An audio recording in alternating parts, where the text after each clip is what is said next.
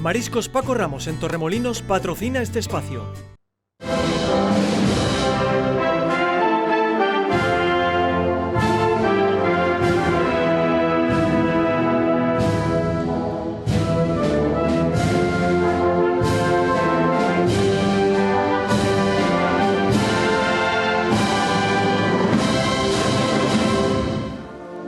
Buenas noches, bienvenidos un miércoles más a 101 Televisión, al programa Guión, el programa cofrade de esta casa. Saben ustedes que venimos haciendo una serie de monográficos. Hoy lo vamos a enlazar de una manera muy chula, creemos, porque además estamos recibiendo una serie de feedback de los que estamos haciendo así dedicados, temáticos, que parece que gustan. Y yo creo que el tema de hoy, a pesar del tiempo, nunca ha dejado de ser actual.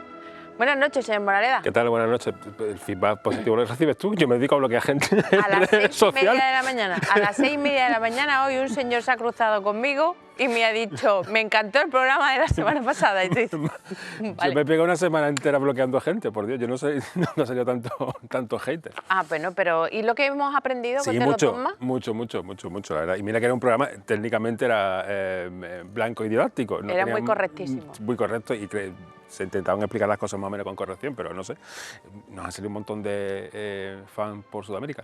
No sé, sí que el tema levantó un poco pasiones. Bueno, centrándonos un poco en el día de hoy, vamos a hablar de la Saeta, vamos a hablar con su director, pero también, ya de paso, y vamos a centrarnos un poco en la figura, como todos ustedes saben, pues la Saeta suele venir con un libro monográfico dedicado pues, a algún tema cofrade en concreto. Y en este caso, pues la figura principal es Jesús Castellano. Como nunca está de más hablar de Jesús Castellano, pues hemos dicho, vamos a hacer un monográfico sobre Jesús y vamos a hacerlo con gente que lo conoció, que compartió vivencias con él, y vamos a hacerle pues nuestro particular homenaje a la figura de un genio como era Jesús Castellano. Para eso, pues hemos hablado esta noche, hemos hablado con dos personas y hemos hecho un atraco. Ahora les explico. Por una parte estamos con Andrés Camino, que es el director de la Saeta y autor del libro. Bueno, autor, no coordinador, no soy autor. Bueno, autor, el coordinador y director de la Saeta y autor del libro de Jesús Castellano con Pipo Recio, que fue presidente de la agrupación de cofradías. Y bueno, estuvo muy ligado a la figura de Jesús Castellano también. Durante los 9 años que estuve, sí. Prácticamente. Y el atraco ha venido por parte de David Azuaga. Buenas noches, ¿qué tal? Castellanista, pero también. Un maestro, sí. Cofrade de la vida. Así que nada. Bueno, ya sabéis cómo es este nuevo formato. Todos habláis y todos participáis. Vamos a empezar un poco con la Saeta, un poco a desgranarla, pero en cualquier momento podéis intervenir y de hecho ya os lanzaremos preguntas. La Saeta Otoño además se ha presentado este año. Nos hemos salido de San Julián y nos hemos ido hasta la capilla del Cristo del Perdón. Sí, bueno, ya esto comenzamos a hacerlo cuando Pipo era presidente. Fue presidente del 2003 al 2012, después hubo ahí un parón y con José Carlos Garín hemos vuelto a retomar esa idea de, por lo menos el número de otoño, llevarlo por las distintas sedes. Comenzamos con Expiración, en la capilla de los titulares, en la parroquia de San Pedro. El pasado año, como aparecía la Virgen de Gracia y Esperanza en la portada de otoño, fue en la iglesia del Santo Cristo de la Salud, y este año, a pesar de que la Virgen de la Victoria fuese en la portada, pues queríamos rendir un homenaje a Jesús Castellano por el libro, que la idea partió de este programa, precisamente, de vosotros, que me lanzasteis el guante, y yo, pues, en fin, creo que merecía la pena recoger el guante. Y se presentó en la capilla del Santo Cristo del Perdón, antigua capilla de la Hermandad de Cabrilla, y era pues precisamente la tercera vez que la revista se presentaba, o un libro de la colección que inició Jesús Castellano, de la Saeta Libros Cofrades, se presentaba. Comenzamos precisamente con el libro de Cabrilla en el año 2001, cuando se coronó a la Virgen de los Dolores del Puente, que la presentó por entonces deán Francisco García Mota. Y en esta ocasión, bueno, pues también la Virgen de la Victoria venía muy a cuento porque Jesús Castellano siempre había sido un declarado, pues, victoriano o victorianista, ¿no? Y la verdad que, bueno, pues de asistencia para lo que estamos acostumbrados últimamente a ver, pues fue un éxito. La gente también, ya se lo agradecí públicamente al hermano mayor de los Dolores del Puente, pues siempre hemos tenido o siempre nos han recibido maravillosamente, y esta vez pues ocurrió exactamente igual. Se implicaron y yo creo que quedó un acto muy, muy bonito, y también el presentador, un presentador de nivel, Elías de Mateo Avilés, pues vecino de la parroquia de Santo Domingo, él es congregante de Mena, él es cronista, hizo una acertada pues presentación de la revista y también del libro. Una revista que así ojeando tiene mucho, o sea, se recogen todos estos 25 últimos aniversarios que hemos celebrado, pero tiene mucho de esperanza este año. Sí, bueno, vamos a ver, ¿por qué sale la Virgen de la Victoria? Eso quiero explicarlo, porque parece que ha sentado un poco mal que no apareciese la Virgen de la Esperanza. La Virgen de la Esperanza, bueno, ya salió en la portada, pero no hubiese estado mal. Lo que pasa es que yo cuando doy mi palabra tengo que cumplirla. Entonces, en el homenaje que se le hizo a Pablo Atencia, pues pues caímos en la misma mesa con el hermano mayor, estaba Pipo, me parece, estaba Francisco Toledo, Paco Toledo, sí, estaba pues Miguel Orellana, Esteban Bueno, y ya pues nos pusimos a hablar del aniversario que este año se está celebrando, el 150 aniversario fundacional de la hermandad. Y entonces yo me comprometí. La Virgen de la Victoria salió en los años 40 de portada y nunca más había salido. Pero es que hay que tener en cuenta que, aparte de que sea la patrona, fue una de las cofradías fundadoras de la agrupación de cofradías. Es que eso, lo mismo alguno no lo sabe y debería un poco pues tirar de historia e informarse antes de hablar. Entonces, claro, no hubiese estado nada mal, evidentemente, que la Virgen de la Esperanza tiene mucho tirón. Cuando editamos la Saeta de Otoño en el 21, por motivo de la pandemia, pues se vendió toda. Es decir, la tirada se vendió. La Virgen de la Esperanza es que, bueno, pues tiene mucho tirón devocional, eso ya lo sabemos, ¿no? Y lo comprobamos, bueno, en la procesión en Roma, y cuando en ese traslado de la catedral a Santo Domingo, pues yo no recuerdo tanta más gente que el día de la coronación, yo personalmente, ¿no?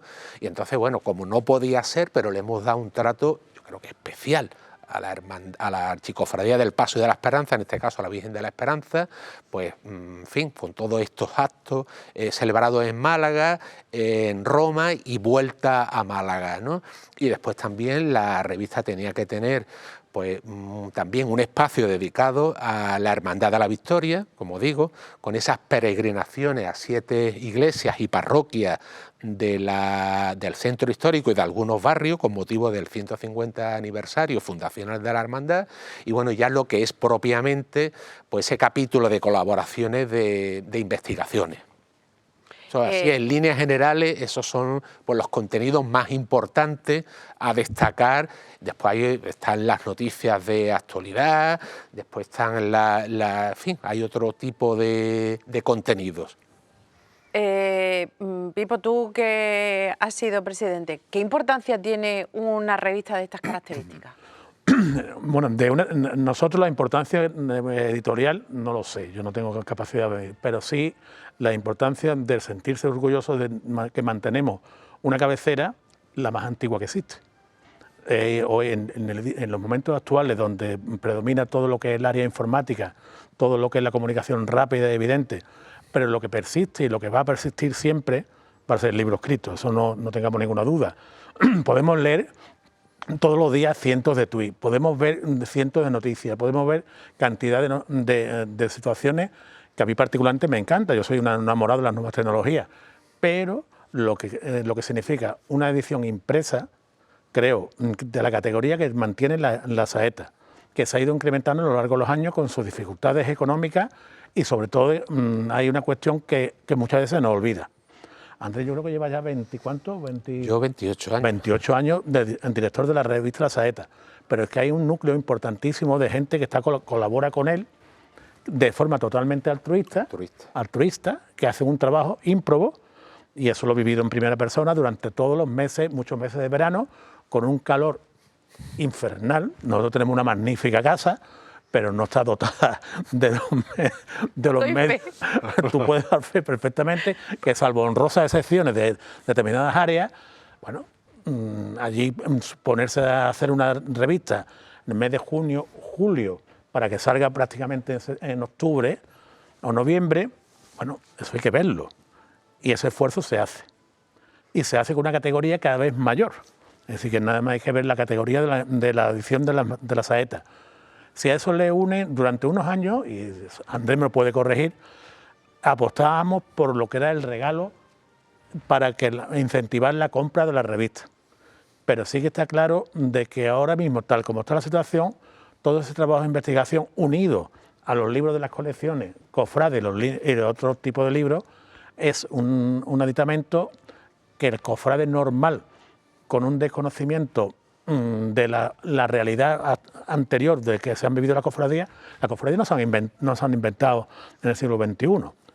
Ha habido muchas vivencias que nuestra obligación ha sido transmitirlas. Unas veces se han transmitido con más acierto y otras menos. Y yo creo que la revista La Saeta, si tú te pones y la despliegas, no todas en una mesa, pero sí a seguir esa línea, verás lo que ha sido transcurrir de las cofradías y ves como en una serie de años todos los artículos de todas las cofradías eran exactamente iguales. Sí, el del año 82, yo siempre pongo el mismo ejemplo, de mi cofradía era igual que el del año 83, casi igual o igual que el del año 84, y eso hemos sido todos testigos. ¿Qué ocurre ahora cuando ves la revista La Saeta? Posiblemente la crónica diaria de la salida procesional de la cofradía no están tan escritas, porque eso ya se hace en otros medios, pero sí lo que es lo verdaderamente importante y sobre todo el documento gráfico. ¿Tú consumes? Sí, ¿Consumes Saeta? Sí, consumo. ¿Y la coleccionas? También. Para puntualizar lo que dice Andrés, con todo, que lleva toda la razón, la Virgen de la Victoria salió en portada en 1950, no sé si te acordarás que en la portada hay un recorte en el centro. Sí, luego en el año 81, cuando se retoma, creo que eran números trimestrales, los 4 primeros, sí, una portada también lo ocupa la Victoria, que es que me parece una sin razón que se pegue un codazo para ver qué imagen sale en la portada de La Saeta. Está más que justificada. Una vergüenza tener una memoria la patrona salga, eso por supuesto. Luego también se criticó en su momento la estructura de la revista La Saeta. Es que la estructura no puede cambiar. Es decir, queremos una revista donde vengan las fichas de cada cofradía con los datos básicos. Y luego la vida de hermandades, que eso es otra historia. Que recuerdo que en su momento en la propia página web de la agrupación de cofradía facilitó la propia agrupación de cofradía que las hermandades volcaran sus contenidos. Y no lo hacían. No lo hacían. Llamaba. O un correo y no contestaban, y luego criticaban que no aparecían en la misma revista. Más facilidades no se pueden dar. Es decir, detrás de esa edición hay mucho trabajo y eso hay que tenerlo en cuenta.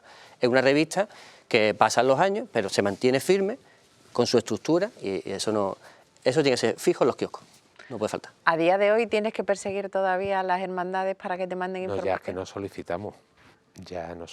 Eso ya es que pasó a la historia, porque eso era una guerra perdida. Claro. Y ahora cuando no solicitan... la figura del cronista dentro de las cofradías. Que se está perdiendo incluso la figura del cronista dentro de las cofradías. Se está potenciando más el archivero que el cronista. Bueno, totalmente necesario, porque bueno, los archivos de las cofradías, lo mismo que la agrupación, hemos tenido la suerte que durante un montón de años hemos tenido a 2 mujeres y ahora tenemos una tercera mujer al frente del archivo, con un trabajo realmente importante. En las cofradías eso se ha descuidado mucho.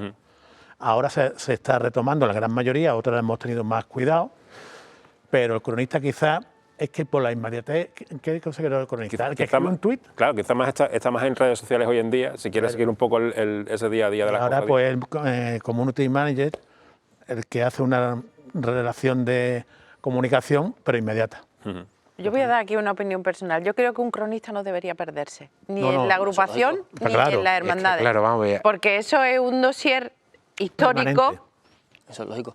Que se tiene que quedar, porque el archivero guarda, el otro escribe y te lo cuenta, te lo relata para cuando lleguen los historiadores que puedan consultar. Que la Junta de Gobierno cada vez se compone más de gente especializada en sus campos, ¿no? Y ahí entraríamos en la comunicación. Es que el archivero, el cronista, el que lleve la persona que lleve las redes sociales, Eso es necesario en la hermandad, por el día a día, y luego para bucear en el pasado, qué ocurrió, cómo iba la Virgen, con qué marcha salió, quién dio los primeros toques de campana, esos datos que muchas veces no se encuentran. Pero esos datos, perdona David que te interrumpa, se están perdiendo porque ahora la prensa no da ya esas crónicas, lo que hace es un pie de foto. Y además... Tienes que ir a la página web. Solamente la opinión hace crónicas. Bueno, el Sur ya por descontado. En papel, fotografía. Y en la agrupación, pues desde que yo fui cronista No hay más. con Pipo, no hay más crónicas. Doy fe porque y han pasado 2 cronistas y hay una tercera persona. Bueno, yo no los critico, pero hombre, eso tiene que quedar ahí. Eso tiene que quedar ahí. Pues, en fin, para que quede constancia de lo que ha sido pues la vida de agrupacional en los distintos campos, en fin, para cualquier investigador del futuro que quiera saber cómo era la Semana Santa del año 2005, por ejemplo, ¿no? Y no hay nada, se tiene que ir a la saeta. Porque esa figura existía en las administraciones públicas, ¿no? El cronista de la ciudad, es que eso era una figura importantísima, que hoy pues tenemos muchos canales de comunicación y se ha evaluado, pero era importantísima. Pues fíjate que, por ejemplo, las crónicas de la pandemia, eso no existe. En determinadas cofradías sí. Bueno. Porque hay personas que les gusta esa situación e incluso estando o no estando en las juntas de gobierno, sí hacen la crónica de lo sucedido en la cofradía. Y después lo suelen entregar a la cofradía. Pues a ponerse las pilas los cronistas. No, pero es que también, que sea, hubo una racha que también, David, yo no sé si tú también lo coleccionabas, porque ya no sé dónde los vas a meter. Si tienes que alquilar, si algo se me hace en Málaga, posiblemente. Tienes que meter en el Martín Carpena prácticamente la colección que tienes, pero se está perdiendo también incluso lo que eran los boletines de las cofradías, que durante un tiempo hubo un boom. Sí. Ahí se añade sobre todo, yo creo que, y me da un poco de el coste de los mismos. Es decir, todos los hermanos ya dan por hecho que tienen acceso por correo electrónico, se puede mandar, acceso a internet, pero hay otros hermanos, bien sea por edad, o porque no quieren, o porque directamente quieren el material físico. Y no se tiene en cuenta. Las hermandades sacan el boletín, lo editan en PDF, lo envían y listo. Pero es que da un poco también de calor, de abrigo cofrade al propio hermano que paga una cuota y que también sabe de que está informarse de su cofradía. Pues eso también se está perdiendo. Eso es una pena por lo que dice, ¿no? Todas las cofradías, sobre todo en el año 80 fue el BU, en los 90, todas editaban un boletín. Aproximadamente medio de los 2000, yo casi coincidió con la crisis inmobiliaria y tal, crisis económica y tal, que había muchos boletines. Por costes, claro. También mandarlos por correo, pero es que creo que también la divulgación a los hermanos es obligatoria. Sí, lo que pasa es que un coste medio de editar y mandar un boletín por una hermandad normal de 1.500 o 2.000 hermanos, pues ronda entre 7 y 8.000 euros. Es dinero. Claro. ¿Qué ocurre? Que primero porque después el hermano, que ese hermano que quiere tener esa comunicación escrita tampoco se preocupa que sus datos estén actualizados. Y por experiencia propia... Viene un montón de vueltos. ¿Qué ocurre? Que si manda a lo mejor, por ponerte un ejemplo, 800 o 900 boletines, pues más de 200 o 300 vienen de vuelta. Con coste de haberlo mandado y coste de recibirlo de nuevo. Y además, ¿ya qué haces con ello? Entonces, claro, esa feedback de yo quiero hacer esto, pero no actualizo mi dirección. La tirada también, para personas que... Pero claro, para eso tendríamos que tener mecanismos para que el hermano solicitante de esa comunicación escrita lo pida. Mi hijo es hermano de La Esperanza, de Las Penas, y recibe una notificación y van allí y recogen el anuario, que está muy bien, por cierto.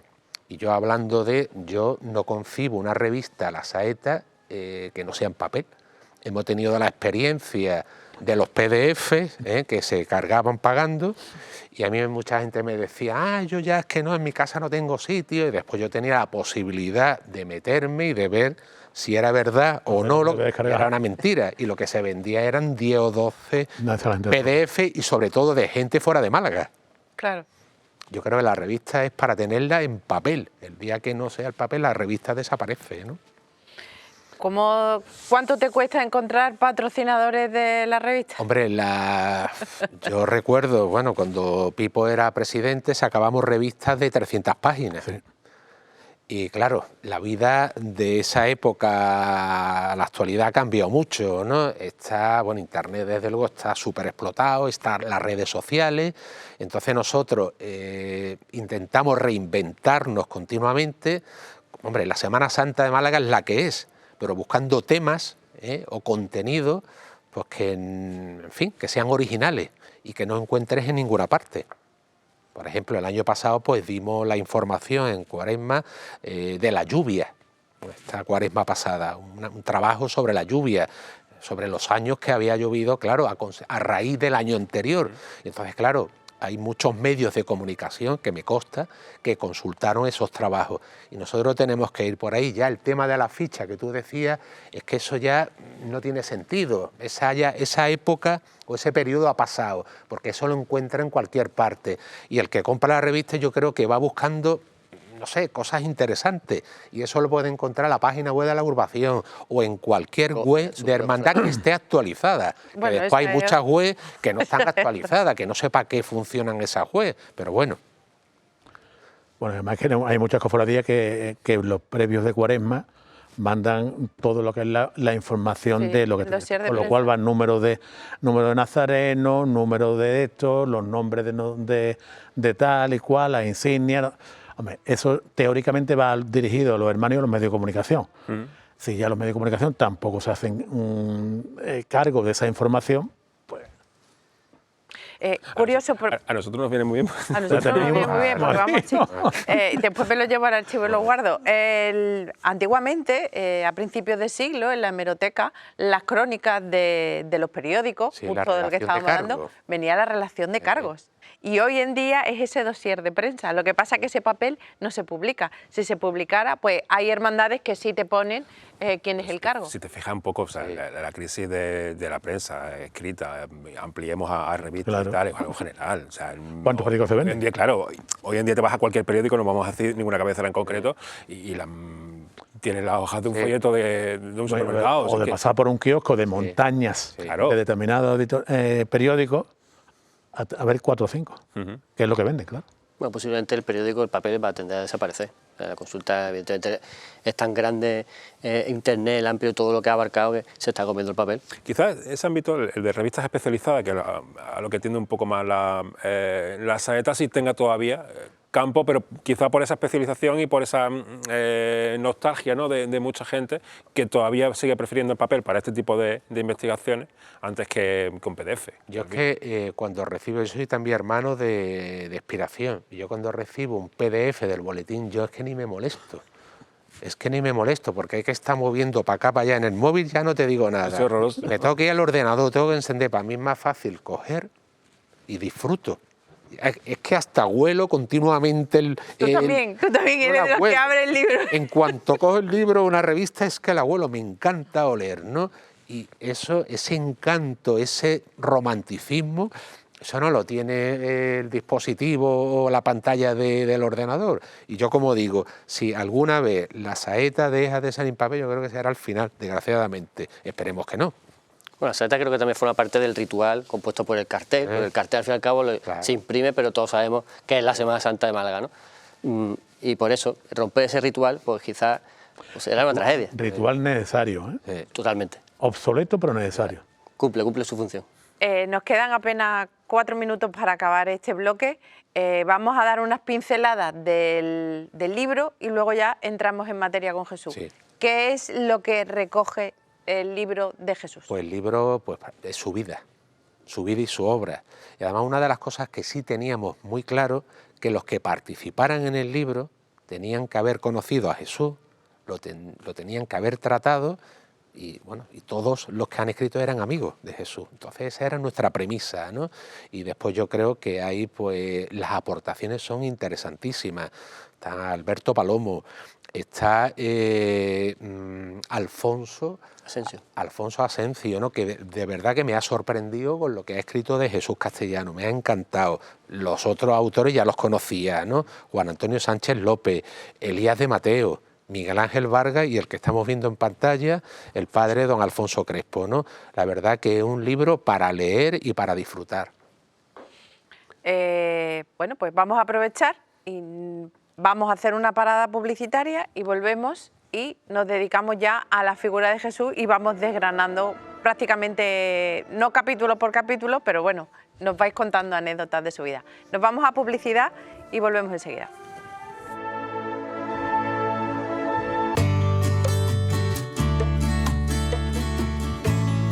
Mariscos Paco Ramos en Torremolinos patrocina este espacio.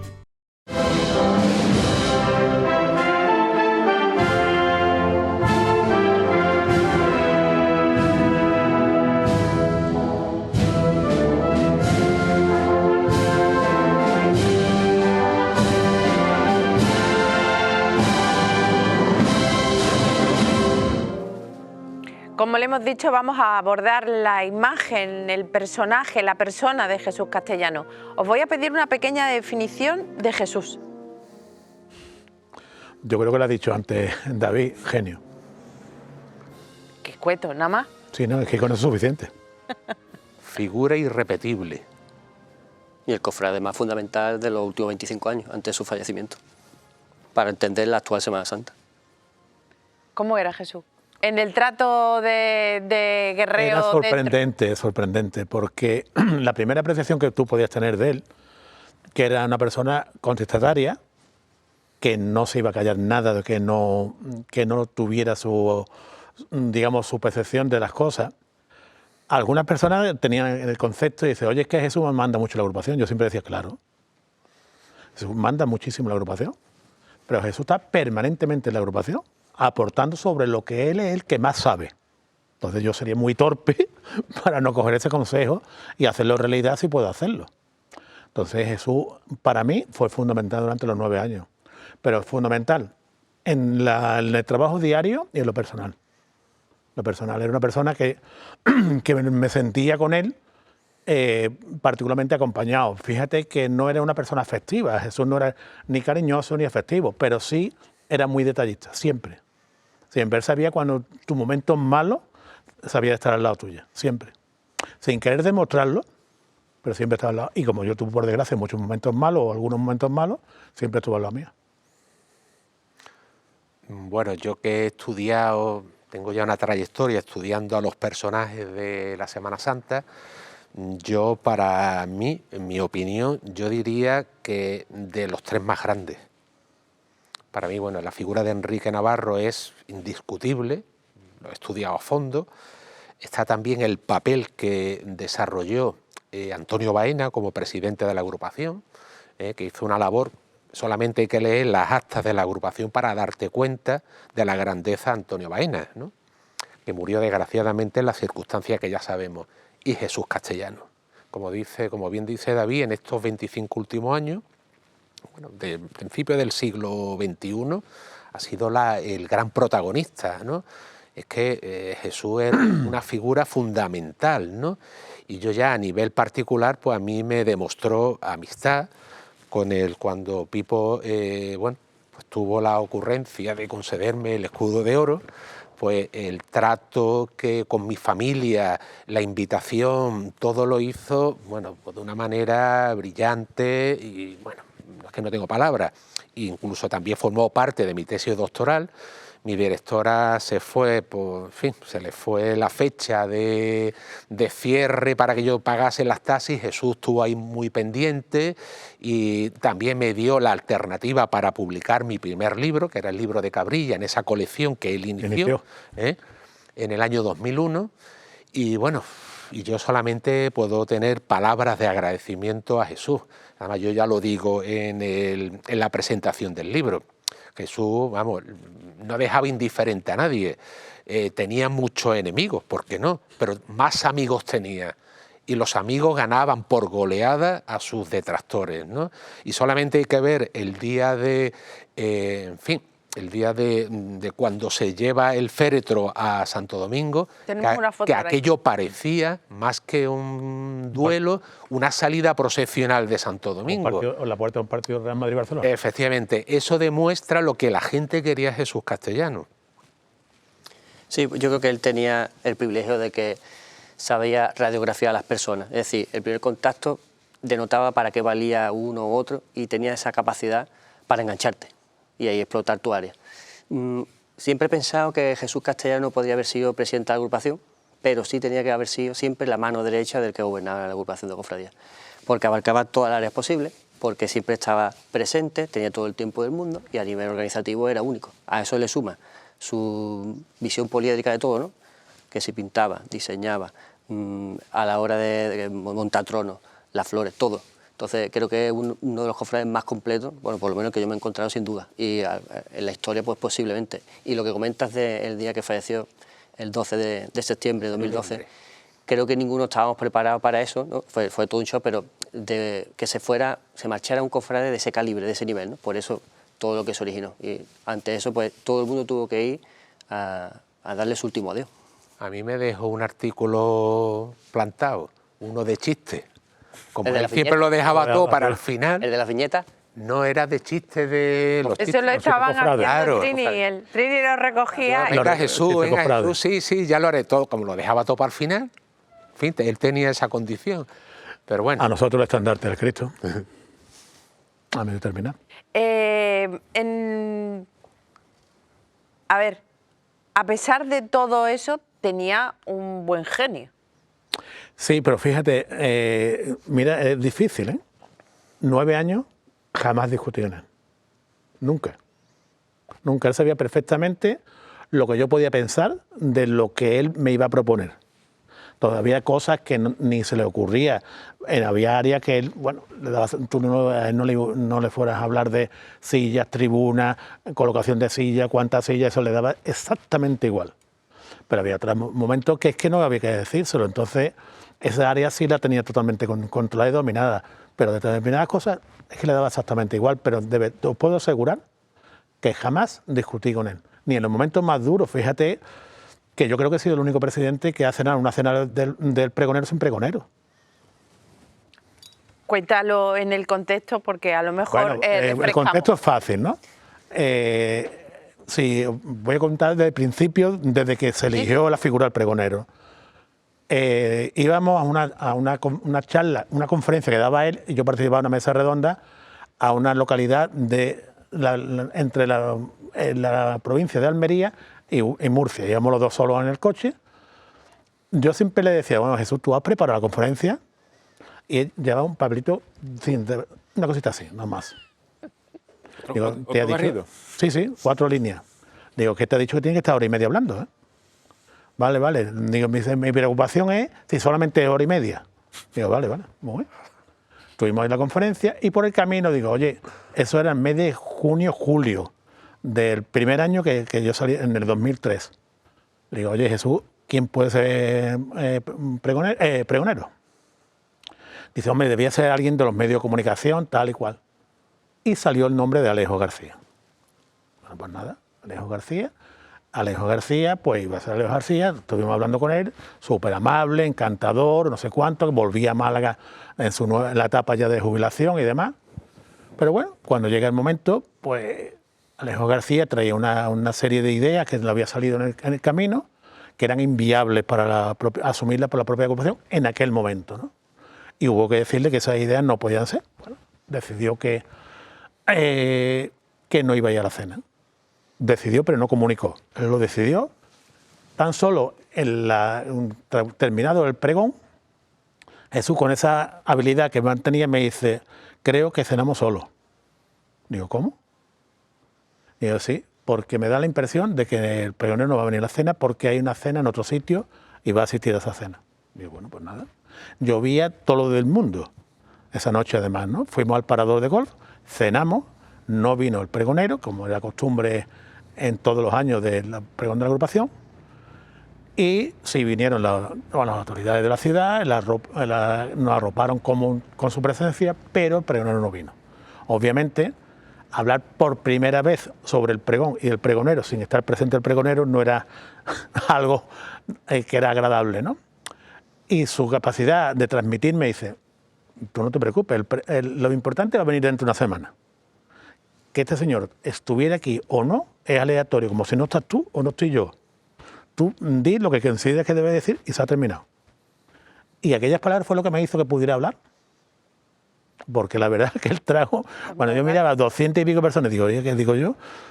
que tampoco ni soy Cervantes ni nada por el estilo, y la comunicación era complicada, ¿no? Y esa capacidad él la tenía siempre, ¿no? Saber qué decir en cada momento. ¿Tenía genio? Bueno, yo solamente tuve un pique con él. Con los libros de la colección La Saeta, libros cofrades, él quería pues que publicásemos un libro de la Hermandad de los Remedios. Y a mí pues no me parecía oportuno. Bueno, pues tú eliges. Y elegimos el de Servita. ¿Para qué elegimos el de Servita? Después vino ya la réplica, ¿no? Pero vamos, yo he tenido muy buen trato con Jesús. Él era vicepresidente tercero con Pipo llevaba el área de cultura, y me he entendido perfectamente. Incluso había algún problemilla que surgió y tal, yo se lo consultaba, y siempre tenía solución y siempre tenía, pues, en fin, salida para todo. Sí, bueno, yo creo que también hablamos del lado amable. Hombre, Jesús claro que también se enfadaba en su momento, lógicamente. Bueno, para muestra un botón, ¿no? Cuando se corona la Virgen de los Dolores, posteriormente, bueno, hay en la cofradía pues cierta tensión en el sentido de todo lo que hubo que preparar, que eso pues, de alguna manera también salió, y algo lógico, ¿no? Son muchas horas de trabajo, una persona ideando, moviendo muchos frentes. Luego, ¿qué pasaba? Que al día siguiente pues no pasaba absolutamente nada. Era propio de una batalla cofrade que se había celebrado. Entonces, cada uno a su rincón y todos tan amigos, ¿no? Era una persona que yo no he visto pocos hermanos mayores hacer la función de hermano mayor y de todo. Y cuando digo de todo, me refiero a coger una brocha y ponerse a pintar una pared de la cofradía. Que eso no... Entre otras cosas que los Dolores Puente también, lo peculiar es que no hay un despacho del hermano mayor, ahí entramos todos. Entonces, eran esas cosas que a mí particularmente me alucinaban, me gustaban mucho. Era una persona muy cercana, una persona que siempre aportaba. Todos íbamos con nuestra opinión para cotejarla con la suya, para ver qué valía tenía, ¿no? Al final, bueno, y donde veníamos todos, en este caso mis compañeros del Cabildo, pues lo teníamos pues como una figura clave. Si tuvieses que elegir algo en concreto como legado de Jesús Castellano, ¿qué elegiríais? Bueno, creo que la agrupación ha dejado organizado en cierta manera la JMJ, del Vía Crucis Jubilar, su pregón del año 2000, la coronación de la Virgen de los Dolores. Es que tenemos un catálogo donde elegir, que es lo bueno. Incluso a nivel de cuando diseñan los tronos, me quedo con Ánimas de Ciego, con La Soledad de Mena, cómo coge el modelo antiguo, lo enriquece y lo mejora, manteniendo las mismas líneas, ¿no? Ya, lo conocemos como diseñador, pero quizá las aportaciones buenas son como rediseñador. Rediseñador, pero es que sabía mejorar todavía el lenguaje artístico de esas piezas y sobre todo adaptarlo a los tiempos actuales. Es que elegir una es imposible, por lo menos para mí. Yo lo que destacaría de Jesús Castellano es el altruismo. Él no cobraba por nada, cosa que hoy día ya eso no sucede. Aquí las exposiciones que se organizan y que dirigen algunos lo cobran. Eso no pasaba por la cabeza de Jesús Castellano. Incluso hubo un libro de la colección, precisamente el de Los Dolores del Puente, que hasta el último día él estuvo al lado del diseñador Uno Urania, porque claro, él no sabía que los diseñadores que él había propuesto cobraban por ese libro, y cogió un rebote tremendo y el libro se hizo en Urania, y hasta el último día, vamos, es que tenía que entrar ya el libro en imprenta y él estaba como siempre, dejaba todo para el final. Y ese libro pues salió de esa manera porque, bueno, sí, el diseño rompía por completo con lo anterior y con los posteriores, porque es que él tenía esa mente, esa mentalidad, que esa es la que debería prevalecer en las cofradías, pero eso se está perdiendo. Y sobre todo desde la muerte de Jesús Castellano hemos visto un cambio. Y aquí ya, pues, el más pintado cobra por lo que sea. Entonces estamos perdiendo ese servicio que prestamos los cofrades a las cofradías y a la entidad agrupacional. Eso se está perdiendo, desgraciadamente. Yo, redundando lo que ha dicho David, yo creo que su gran aportación no es obviamente ni artística, que eso ya es conocido, eso es lo de menos. Lo de la JMJ yo creo que marcó una diferencia, porque la agrupación y digamos el ente agrupacional directivo como cabeza visible de los cofrades y demás era un supuesto enemigo de lo que era la juventud que nos rodeaba, ¿no?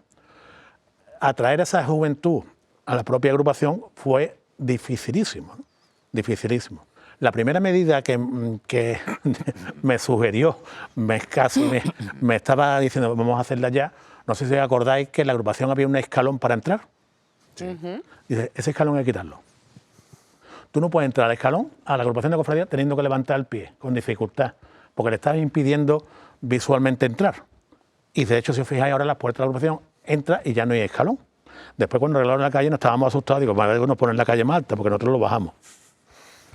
Y para poderse traer a una serie de personas para colaborar para la JMJ, no se nos puede olvidar que a Málaga vinieron, si no recuerdo mal, más de 500 y pico peregrinos, sobre todo de Canadá y de Venezuela, que lo acogimos las cofradías.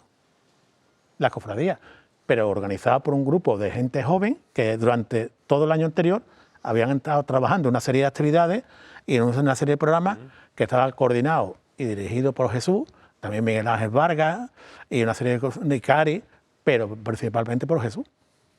Y se visitaron muchísimos lugares, se hicieron mercadillos que hoy están tan de moda, mercadillos solidarios, se hicieron una serie de historias, todas ideadas por él, todas. Y también Jesús que no hablaba muy bien en castellano, pero muy mal otro idioma. Descubrimos que también era capaz de hablar en inglés. Su inglés, claro. Y hasta cantar, ¿no? Antes has dicho una cosa y probablemente tú seas bueno, lo ha dicho él, pero seguramente tú sabrás más lo que pensaba. ¿Tú crees que se hubiera presentado a presidente? Nunca. ¿Nunca? No. Es que es mi percepción. Nunca. Eso es una cosa que lo hubiéramos querido. Y pero también te voy a decir una cosa, posiblemente no hubiera salido elegido. Yo también lo pienso. Pero es que tampoco hace falta que se presentara. Claro, no. Él sabía perfectamente. Trabajaba con muchísimo más libertad. Él quería tener libertad. Él decía que con sus ideas y con un imperdible era capaz de hacer todo. Imperdible y cintilante. Eso es verdad. Eso se lo he escuchado ya, Trini. Imperdible y cintilante. Y con eso hacemos todo. Yo decía, claro, cuando yo lo veía en la plaza, que estoy viendo ahora mismo el altar del Corpus, cuando lo veía en la Plaza de la Constitución, a pleno sol, con esa calva que Dios le dio, allí poniendo trapitos con el imperdible, subiéndose al andamio con los operarios. Digo, Jesús, es que te vas a matar, tío. No. Y ahora su gran ayudante, que era Rafael Palomo, o sea, si era empleado de la agrupación, ¿no? Que le decía, Rafael, tú no pienses. Tú haz lo que yo te diga. Tú no piensas. Que tú, esto, se habían tirado y era la capacidad pero yo creo que nunca lo pensó y posiblemente no hubiera sido. Yo recuerdo en una comida de la agrupación que se celebró en la Posada de Antonio en el Plaza Mayor, veníamos en el coche y ya hablando, le digo, Jesús, ¿tú te ves de presidente? Dice, no, yo no me veo de presidente porque si yo fuese presidente, llegase a la iglesia y viese que las flores no están, lo hubiera montado. Entonces iría yo y eso no puedo ser. No puedo actuar, un presidente no puede, tiene que guardar la compostura. Me costaba, tío, y ayudé, no podría hacerlo. Cuando estábamos sentados y veía un candelabro, lo veía mal, él se quería levantar, digo, Jesús, no te vayas a levantar tú. Yo recuerdo que una vez le pregunté si alguna vez lo habían tentado desde el mundo de la política, y me dijo que no. La verdad que, hombre, a nivel cultural, pues no sé, un concejal de cultura hubiera sido extraordinario para esta ciudad. Yo lo prefiero sin mezcla política. ¿Pero tú crees que se hubiese sometido a la disciplina de partido alguien como Jesús? No, es que yo creo que tampoco le hace falta, ¿no? Él es un caballo ganador. El proyecto, él lo diseña, él lo hace y va rodado. Creo que lo hemos visto sobre todo en el periodo con Pipo y era certero. Pero en el archivo de la agrupación, y eso lo sabéis vosotros porque sobre todo tú que lo habrás estudiado más, ahí cuando decías que era contestatario, antes de que él llegara a ser tu mano derecha, él escribe 2 o 3 cartas al presidente anterior, y tú lees la carta y dices tú, aquí hay mar de fondo. No, más al anterior o al anterior. No, es a los 2 anteriores. A los 2 anteriores. Eso, 2 anteriores. Sobre todo, no el anterior, sino el anterior. Efectivamente. El anterior. que no era un hombre que se callaba, que No, como no, hermano mayor Pero era normal. expresaba su queja, Claro. pero Te recuerdo ojo, la más mínima Sí, venía- queja, ¿eh? Me venía, recuerdo lo de la Puerta de Santo Domingo. Santo Domingo. Sí. y venía de unas elecciones que perdieron y fueron catalogadas como la Junta de los Rebotados de la Estrella. Es que es normal que fuera contestatario. Es que esas cosas no pasaban desapercibidas para él. Y si, aparte que sabía expresarse muy bien, si tenía que decirlo, yo sea por carta o en persona, lo decía. Para mí no es sorprendente, la verdad. Es que es lo que esperaba de él. Bueno, en el libro, cuando lo leáis, os daréis cuenta, en fin, de muchas cosas, ¿no? De lo que se está hablando aquí. Hoy hemos tenido un gran fallo, yo no me he traído el libro y tú tampoco. Tampoco. Pero bueno, No nos hemos que sepan coordinado. ustedes que lo pueden encontrar Ya está. junto con la saeta ya a la venta desde hace Y más 2 semanas. que se recomienda, si quieres conocer la figura de Jesús Castellano, desde el punto de vista personal y desde otro punto de vista, yo creo que es interesantísimo para muchos cofrades que hoy en día oyen quién ha sido Jesús, pero no lo conocen y debían de conocerlo. Fuera de la cofrade, ¿qué destacaríais de él? Fuera de los cofrades. Es que yo no me muevo fuera de ese ámbito, ¿no? De otro ámbito, el académico. Hombre, yo he ido alguna vez que otra a visitarlo allí, al despacho de la Facultad de Medicina, pero para seguir hablando de cofradías, ¿no? Sí, pero después el hombre es eminentemente familiar, él tenía una dependencia familiar enorme, aunque tenía mucha independencia porque él era una dedicación plena a lo que era el mundo de la cofradía, pero si a las 10 o 10 y media consideraba que tenía que ir a casa, a tratar a sus primas, hablar con sus primas, su tata, ponerle el plato de la cena a su tata y después decirle que había que cenaba y volverse otra vez, lo hacía, siempre, ¿eh? Vamos, de dejarnos vulgarmente plantado, vamos. Oye, eso dice, ahora vuelvo. Bueno, y a nivel docente, allí en el barrio también daba clases o ayudaba a las personas que la necesitaban. Clases, y a todos nos preguntaba también por las notas al final del curso. Es decir, estaba también asociado con la enseñanza, Y con la lo que educación. era, David, que es bastante más joven, ¿no? En lo que era esta juventud, decía, mira, que de aquí no se come, ¿eh? Lo primero es lo primero. Y si no, aquí no te quiero.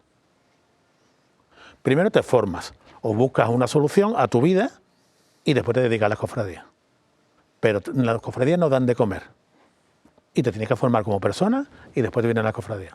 Entonces lo he visto yo decir a montones de gente, entre ellos que hoy es hermano mayor de su cofradía. El ahijado. Es Ahijado, que claro. la- Ahijado. Efectivamente. habéis tratado la JMJ, pero si queréis luego volvemos, pero esos altares del Corpus, Mira, se tiraban Rafael Palomo y él era el ideólogo, el otro el ejecutor en la parte manual.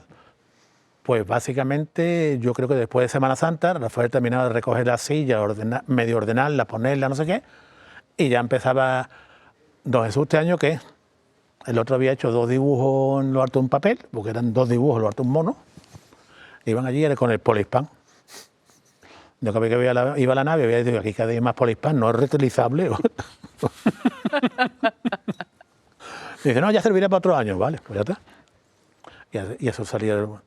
O te aparecía un cuadro falso de San Julián allí, y digo, oye, que habéis traído el cuadro, y dice, no, eso es falso. Economía circular. Efectivamente. economía No circular. Yo creo que la procesión del Corpus en general, todo lo que ha abarcado, le ha dado la mayor dignidad posible y dentro de lo que desde la Iglesia se le ha permitido dar Y porque no le dejaron este arma. ni el Cabildo Catedralicio con respecto a la protección del Corpus, ni la Consejería de Cultura con respecto a la cabalgata de Reyes Magos, porque tanto como para uno como para otro había un proyecto enorme y sin que tuvieran que asumir gastos ni unos ni otros. Y no llegaron a término. Claro, sería un aviso a déjennos a nosotros los cofrades hacer esto, que sabemos hacerlo, pero no, yo creo que no hubo manera. No hubo forma. Y ¿y luego- ese proyecto sigue en pie? ¿O lo No, tenéis? el proyecto era... ¿Y tú lo sabes aquí? ¿O lo Yo sé, llevaba él? básicamente, no. Vamos, lo llevaba, obviamente, el proyecto era suyo. No, pero yo le escuché montones de cosas que expuso, pero no está por escrito, este proyecto se puede hacer y no se puede hacer. Era desordenado, ¿eh? No, era anárquico. Era Era dejado. desordenado. A ver, si Jesús estuviera aquí, posiblemente, mientras estamos hablando, Sí, está. estaría dibujando. Y después el que estuviera al lado tuviera la suerte de quitarle el dibujo, se lo llevaba. me lo quedo. Efectivamente. Porque eso era cuando terminábamos la Junta de Gobierno, lo que estábamos en la mesa, lo primero que era mirar a ver qué estaba haciendo para quitar el papel, ¿no? Pero claro, sobre eso es exactamente igual. Mira, un domingo, a mí los domingos por la tarde no me gusta salir habitualmente. Ahora yo ya estoy jubilado, pero cuando estaba trabajando, menos todavía. Llovía todo lo que no había llovido en Málaga esa tarde. 7 de la tarde me llama. ¿Tú dónde estás? Digo, ¿dónde voy a estar? En mi casa. Pues vente para la agrupación, si quieres ver una cosa que tengo para ti. Digo, no, dime qué es, si no, no me muevo. Dice, ¿tú no me habías hablado del estandarte de Cristo? Digo, será cabrón. Y me hice ir a la agrupación porque había hecho los primeros monos para el estandarte de Cristo. Y allí supuso terminarlo. Nos hemos quedado sin tiempo, nos vamos a publicidad, pero después terminamos ya de rematar esta breve figura que estamos haciendo de Jesús. Nos vemos ahora.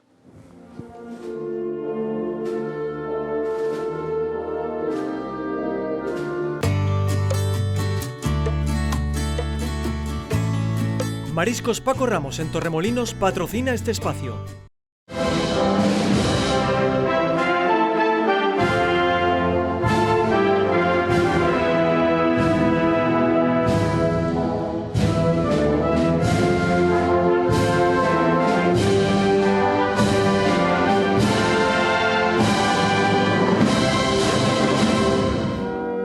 Nos quedan todavía varios temas que no hemos tocado sobre la figura de Jesús. Tú me decías antes en publicidad que tuvo mucho que ver con la llegada de Don Jesús.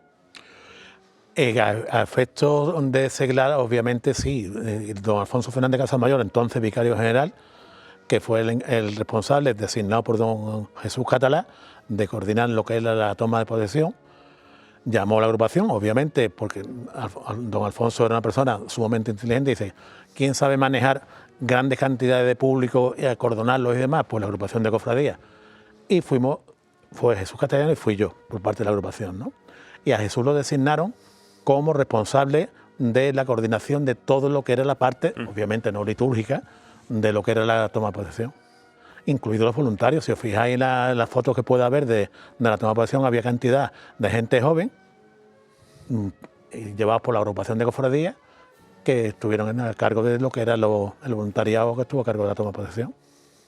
Y lo que era parcelar las zonas, de quién se sentaba en un lado, quién en otro y demás. Y bueno, tenemos ahí ese museo que lleva su nombre. Bueno, tenemos parte. Tenemos nombre solamente. Sí.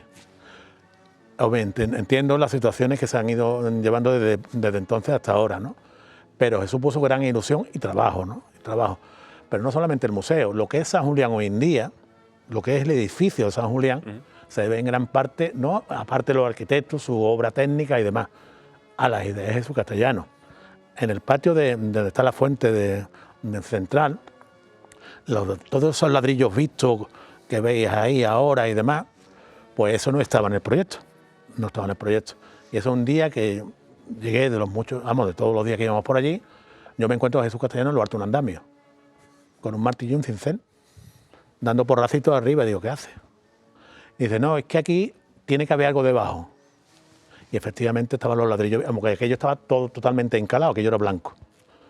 Aparecieron los ladrillos vistos. Dice, pues esto habría que recuperarlo. Digo, eso no está en el presupuesto. ¿Sabes lo que significa, no? Obviamente se hizo. Después quería seguir otra parte. Digo, Jesús, ya no piques más, te voy a esconder el martillo y el cincel. Porque en eso era peligrosísimo, claro. Porque si aparecía otra parte más, hubiera querido que esa parte y demás. Lo que hoy, donde está el ascensor, al lado de la zona administrativa, un arquitecto, un arquitecto y dos aparejadores decían que la escalera no entraba ahí. La escalera entró ahí porque la diseñó Jesús Castellano. Y sigue estando ahí, obviamente. Y entró el ascensor. Y así, una detrás de otra. Si nos subimos a la parte de lo que es el museo, la sala grande, la que pega justamente a la iglesia de San Julián, veréis que hay una parte vista que se ve el techo.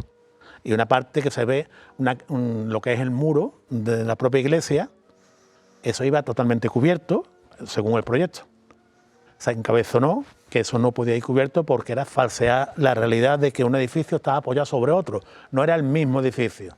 Por un lado se construyó la iglesia y después se construyó lo otro. Y tú te sabes bastante más porque Andrés tiene escrito sobre eso, ¿no? Y eso fue otra aportación de Jesús Castellano, porque él decidió, pensó y demostró de que un edificio se apoyaba sobre otro edificio y eso había que demostrarlo visualmente y se hizo. Y basándolo en el museo, obviamente él tenía, el que era el museo, totalmente claro lo que debía de ser. Que después no fuimos capaces, en primera persona, yo como responsable en ese momento, se pusieron 2 empresas de gestión que no acompañaron lo que era la afluencia de público para poder mantener. Todos sabemos que los museos son deficitarios. Obviamente un museo cofrade sin aportación económica, pues relativamente menos, ¿no? Pero él tenía totalmente claro lo que debía hacer eso. Y no con obras menores, sino debía ser con obras de que salían en las cofradías, que tenía los recambios de, según los días, lo que se debía de aportar por las cofradías. Digamos, si eran del Domingo de Ramos, cofradías del jueves o viernes, que pudieran llevarlo y volver a recoger al siguiente, ¿no?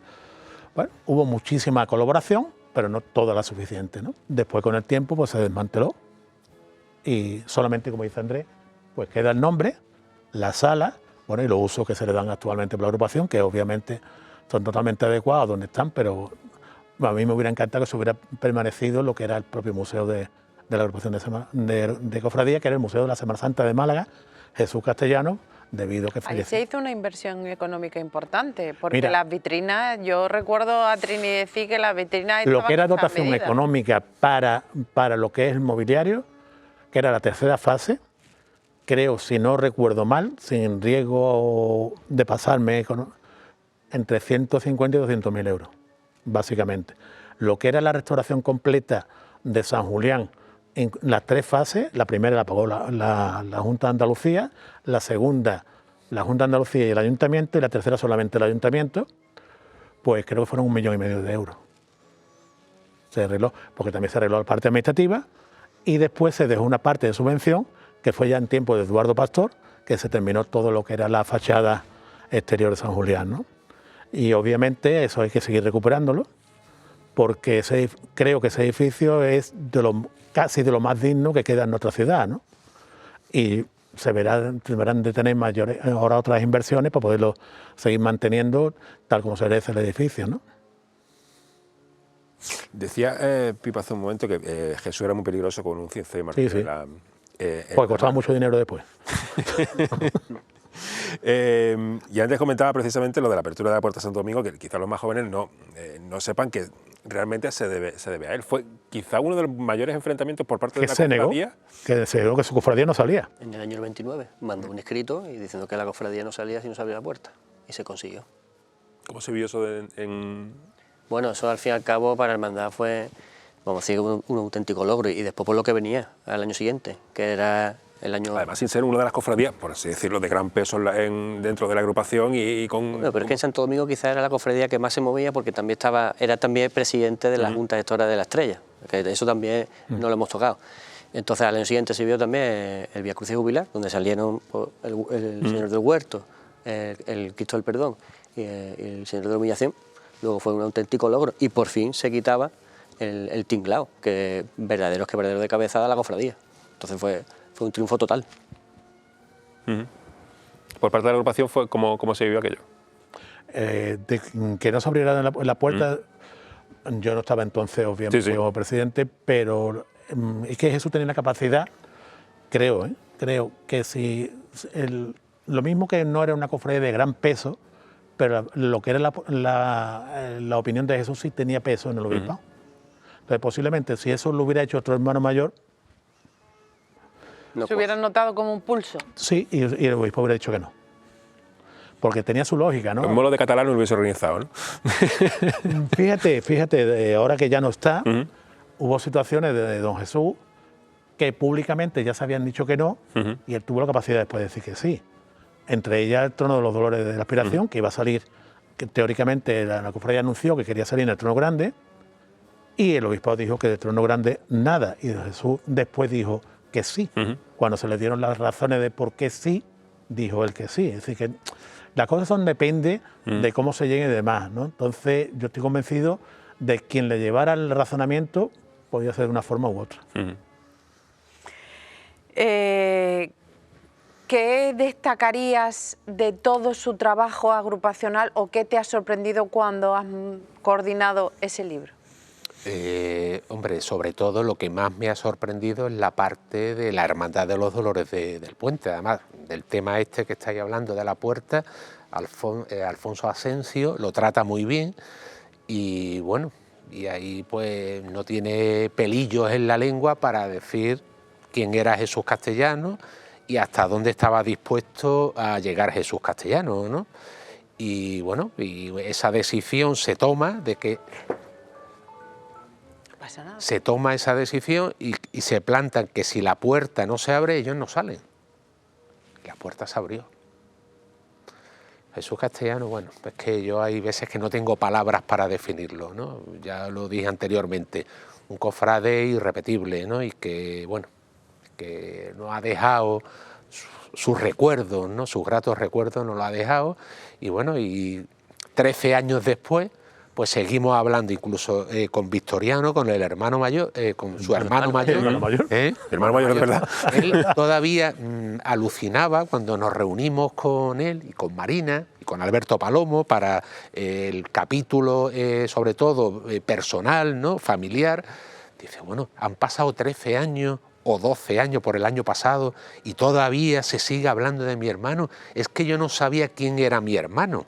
Es que no tenía ni idea lo que significaba Jesús Castellano en la Semana Santa de Málaga, ¿no? Y él, bueno, pues por lo que le iban contando, lo que el niño le contaba, tú estás siempre con esto, con lo otro, ¿no?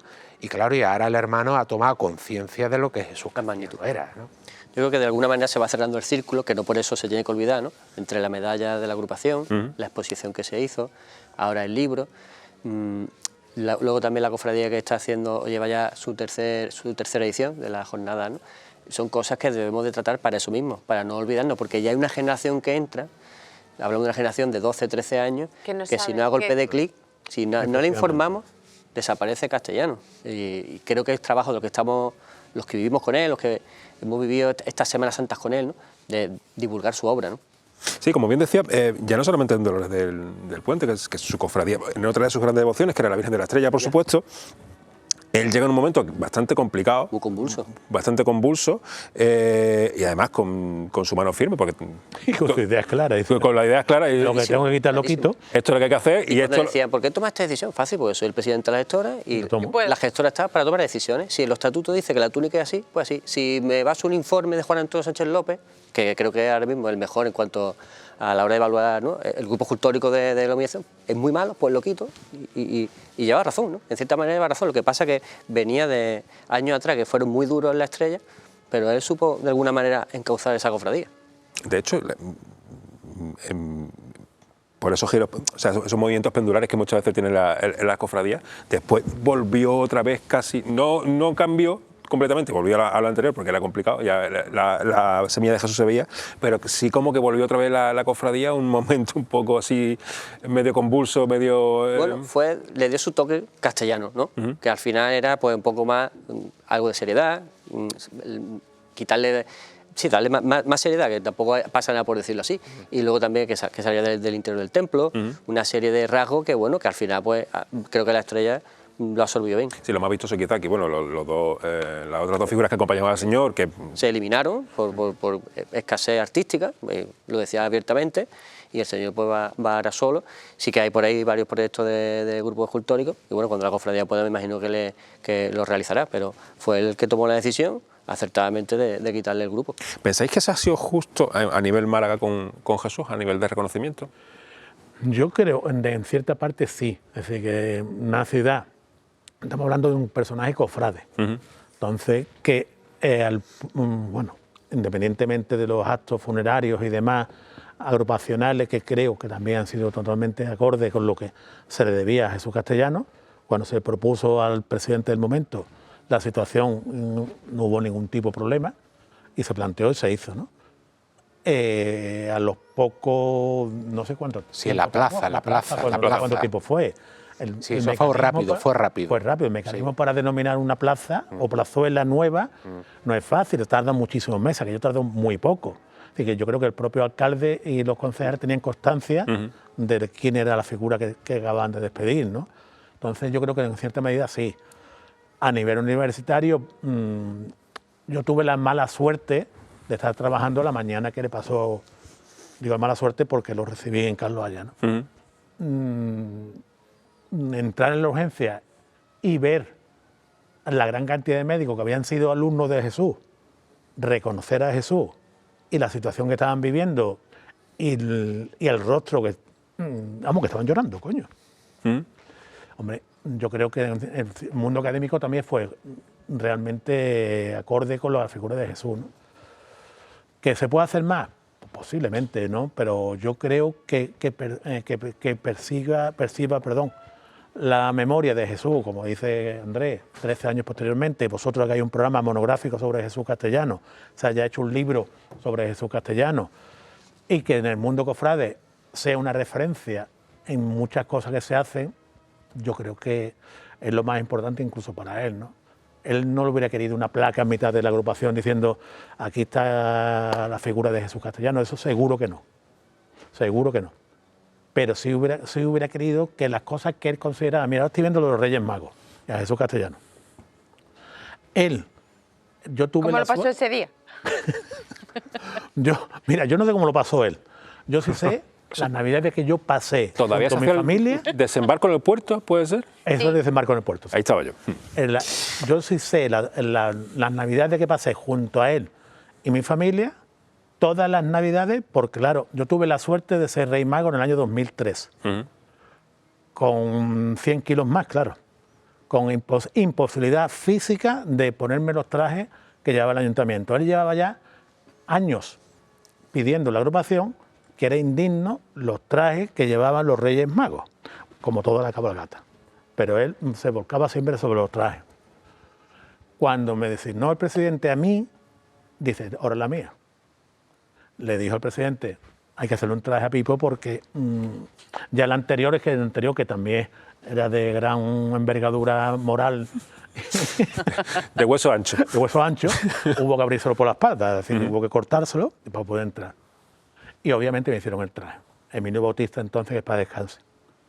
Lo bien que no lo pasamos, todas las de estas, iniciamos la pseudo tradición de que los pajes fueran vestidos iguales que los reyes y toda la historia. Cuando se vino a dar cuenta, dice, oye, ¿y la peluca? Estoy hablando 5 de enero. Digo, ¿qué peluca? Dice, la peluca del rey. Digo, yo qué sé, ¿tú sabrás? Dice, vamos a mi cofradía. Nos fuimos a su cofradía. Se subió a unas cajas. Cogió una peluca de una cabalgata que hacía los Dolores del Puente por el barrio años anteriores. Cogió una tijera. Abrió la peluca. Me colocó la peluca. Hizo una barba. Se la pegó al gorro que había diseñado. Entonces, eso era un todo. Yo me quitaba el gorro y me quitaba la peluca y la barba. Casi la cabeza. Te lo juro. Igual con la vida misma. Dice, tú no te quites nunca el gorro. Y ahora tuvimos que ir a donde estaban las carrozas, a hablar con la concejala de servicio operativo, porque teníamos que probar sillón si yo cabía en el sillón. No te puedes imaginar, hizo cambiar el sillón por una silla. Ahora, cuando llega el día 5 y me está vistiendo, me vistió él en el Club Mediterráneo entonces, la entonces concejala de Cultura ve el traje que me habían hecho a mí y el traje que le estaban poniendo a ella, claro. No tiene nada que ver. Digo, esto se ha acabado. De aquí salimos corriendo. A partir del año que viene, el ayuntamiento tiene que hacer los trajes nuevos y a partir de ahí se hizo los trajes nuevos, porque él había pensado que había que hacerlo nuevo. ¿Y él cuándo fue rey? Al año siguiente. El primer año que fue como presidente fue el rey mago. ¿Y él cómo lo pasó? Él se hizo la peluca bien, la suya no iba a pegar. Hombre, que la suya no iba a pegar porque se la llega a pegar no sé dónde. Con 2 chinchetas. Tiene que coger. Sí, el único mal rato lo tuvimos en la comida previa, que su hermano Vitoriano, bueno, tenía cierta alergia y probó determinados elementos y hubo que pincharlo en la historia, pero bueno, bien. Bueno. Pero vamos, que se lo pasó.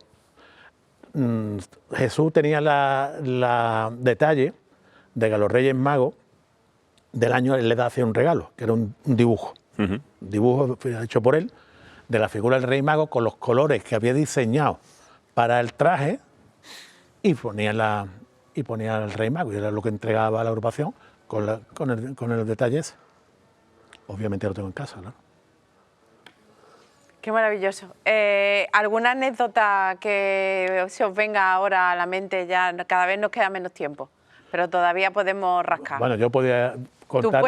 Tú cuentas todas las que... Tú puedes hacer un libro paralelo. Voy a contaros que en la noche de pre-inauguración del Museo de la Semana Santa, a las 3 de la mañana, que estábamos algunos, y yo creo que tú me estabas por allí, pues no había terminado él de montar la vitrina donde estaban las joyas de las vírgenes, Cristo y demás. Como hacía, aunque era las 3 de la mañana, hacía determinado calor porque estábamos moviendo. Él había puesto el jersey en lo alto de la vitrina. Y en el cristal había una mancha. El que después fue presidente, que era Eduardo Pastor Dudi, le dice: Dudi, limpia el cristal ese de ahí. Cogió el jersey de Jesús Castellano y limpió el cristal con el jersey. Efectivamente, lo limpió. Eso no lo sabía yo. Pues el cristal de la sala de tesoro, se llamábamos, se limpió con el jersey de Jesús Castellano. Bueno, a nivel periodístico era una fuente para llamar, para consultar, para todo. Recuerdo un artículo sobre accidentes ocurridos en Semana Santa, en relación con el famoso palio de la Virgen de Gracia aquel año. Y bueno, primero hice una llamada a un historiador y poco más que le estaba pidiendo que me escribiera un libro, ¿no? Es lo que te recuerde. Lo llamé a él, sí, claro, y empezó a tirar de memoria y a contarme, pues, desde la caída del sayón de Longino de la Sangre, que se cayó una vez, a un San Juan de no sé qué virgen, y con eso, pues, espectacular. Fue una cosa espectacular. Sí, empezó a dar una serie de datos y así salió el reportaje. O sea, era una fuente recurrente, porque es que era una memoria... Él valía no olvidaba nada. Absolutamente para todo, pero para que te pusieran malo. Como médico, Claro, esa parte no eso, la llevaba la sangre, bien. eso no lo llevaba bien. No. Vamos, alguna vez en la procesión de resucitados, nazarenos iban delante, se habían caído, y él miraba para atrás. A ver si tenía suerte. ¿Algún médico a la sala? No se sentido cerca. Pero eso es cierto, que no es que me lo estoy inventando. Eso es cierto. En el Paseo de Santa Isabel se cayó un nazareno. Delante no iban los nazarenos hasta el Martes Santo, cuando se dividían las de estas. Y yo creo que de la humillación, precisamente. Se cayó un nazareno. Hacía mucho calor. Y al final, pues fuimos, pero porque no vimos más remedio. Pero su intención era que buscara un médico por donde fuera, ¿no? Yo he escuchado de Carlos e Ismael que ellos, hay un momento en que todos coinciden en Granada estudiando, Sí. en el mismo colegio mayor. Y que, incluido el hermano, incluido Vitoriano, ¿verdad? claro, Sí, y eso está en todos el libro. todos estudiaban mucho, y él estudiaba, pero mientras que estudiaba estaba pintando, y Seguro. Carlos Ismael llegaba allí y decía: ¿pero tú qué haces? Y el otro estaba pintando, por no decir otra cosa, o sea, otro tipo de escritos que hay por ahí. La cosa es que él estaba dibujando, y hay un momento en que le dice Carlos Ismael: bueno, y si no te gusta esto, ¿por qué estás estudiando medicina? Y dice: porque es lo que mi padre quiere que haga. Y él Sí. estudia y saca las mejores notas y sabe que desde el principio que él no va a ejercer. No, él sabía que no iba a ejercer como médico asistencial, pero sí él tuvo la habilidad suficiente para hacer una vertiente que era la que realmente le gustaba, que era la historia. Historia de Entonces medicina. él impartía clases de historia de la medicina, que era una María en años anteriores, y eso lo he visto yo. Gente que participó de sus clases, que dejó de ser una María y iba a las clases para escucharlo, ¿eh? Aunque después, y lo suspendía, porque para eso era eso. Bueno, nos quedan 5 minutillos. ¿Algo más que queráis apuntar? Yo recuerdo en una conferencia que él dio en San Julián, que había un periodista que colaboraba con la revista y colaboraba con un periódico. Desde el periódico ponía a parir a la agrupación de cofradías y le espetó allí en plena conferencia que a ver que él dónde estaba, si en un lado o en otro, así a las claras. y evidentemente dejó la agrupación de colaborar con la Saeta y se fue al periódico. ¿Cómo vería Jesús ahora todo esto de las redes sociales y toda esta polarización de opiniones? Lo que aunque David pertenecía al Cabildo, él lo de las páginas web con los foros, eso no lo veía, jamás. Él decía que siempre se rumoreó que tenía un perfil, o por lo menos que las veía, pero no... Hombre, yo me imagino que consumí seguro. Seguro. La información tenía. Él decía que no la leía, pero yo estoy convencido que los veía. Seguro. Ahora, que él tenía claro, si tú querías opinar, había que decirlo con nombre y apellido. Sí. Eso es clarísimo. Tú puedes decir lo que tú quieras, pero tú no te puedes estar escudado no era ¿cómo se llama esto? Pero tú no te puedes escudar en eso. Tú tienes que ser suficientemente valiente, tú das tu opinión, puede ser válida o no, pero tú la das y punto, ¿no? Yo creo que se echaría unas risas con algunos perfiles, Sí. con algunos comentarios, porque incluso su pregón que decía, hablaba de esa juventud, que nada más nos afanamos a coleccionar carteles, a ver si la flor está bien colocada. Yo creo que mucha risa se echaría con todo esto. Pero luego también, con nombre y apellido, pues daría sus particulares zascas, seguro. Bueno, yo te puedo decir que un periodista, obviamente de un periódico, cuando yo salí elegido, a los 2 o 3 días de haber anunciado a la Junta de Gobierno, me dijo que si quería firmar la paz, porque entonces había una situación complicadilla, pues que quitara a Jesús Castellano. Bueno, pero más tarde llegó la paz, ¿no? Sí, llegó. Y no hablamos de los jueves Fueron santos. grandes amigos. Se ve en el libro se ve Hay una foto en la feria. Sí. Pista, ahí te lo dejamos. Nos hemos quedado sin tiempo. Andrés, muchísimas gracias. A vosotros, como siempre. Muchísimas gracias por haber hecho el coordinador y haber hecho un libro de Jesús. Pipo, gracias siempre. A vosotros siempre. David, el atraco nos ha salido perfecto contigo. Nada, esto con un par de carteles se soluciona rápido. Claro. Muchas gracias, señor Moraleda.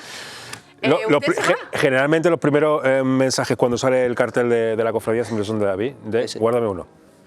Así que, en fin. Sí, la semana que viene estoy La semana que viene se nos va de... Sí, me parece muy bien. Mercadillos navideños, sí. Mercadillos navideños, vale. Así que la semana que viene les esperamos con uno menos, pero las vacaciones son cortas. Nos vemos la próxima semana. Buenas noches, adiós.